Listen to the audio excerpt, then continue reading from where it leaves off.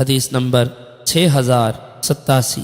حضرت ابو موسیٰ اشعری رضی اللہ عنہ فرماتے ہیں، اس دوران کہ رسول اکرم صلی اللہ علیہ وسلم مدینہ طیبہ کے ایک باغ میں تکیہ لگائے بیٹھے تھے، ایک لکڑی سے کیچڑ کھرچ رہے تھے کہ ایک شخص نے دروازہ کھلوایا۔ آپ نے فرمایا، دروازہ کھول کر اس کو جنت کی بشارت دو۔ حضرت ابو موسیٰ اشعری رضی اللہ عنہ فرماتے ہیں، وہ آنے والے حضرت ابو بکر صدیق رضی اللہ عنہ تھے۔ میں نے ان کے لیے دروازہ کھولا اور ان کو جنت کی خوشخبری دی۔ فرماتے ہیں، پھر ایک اور شخص نے دروازہ کھلوایا۔ حضور علیہ الصلوۃ والسلام نے فرمایا، دروازہ کھولو اور اسے جنت کی خوشخبری دو۔ فرماتے ہیں، میں گیا تو دیکھا کہ حضرت عمر فاروق رضی اللہ عنہ ہیں۔ میں نے ان کے لیے دروازہ کھولا اور ان کو جنت کی خوشخبری دی۔ پھر ایک اور آدمی نے دروازہ کھلوایا۔ فرماتے ہیں، رسول اکرم صلی اللہ علیہ وسلم سیدھے ہو کر بیٹھ گئے اور فرمایا، دروازہ کھولو اور اسے مصیبتوں کے برداشت کرنے پر جنت کی خوشخبری دو جو اس پر نازل ہوں گی۔ فرماتے ہیں، میں گیا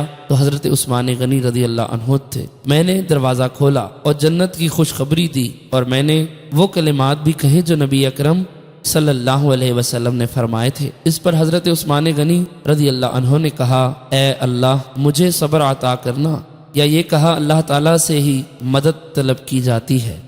حدیث نمبر 6088۔ حضرت ابو موسیٰ اشعری رضی اللہ عنہ سے مروی ہے کہ رسول اکرم صلی اللہ علیہ وسلم ایک باغ میں داخل ہوئے اور مجھ سے فرمایا کہ دروازے کی حفاظت کرنا۔ اس کے بعد حسب سابق ہے۔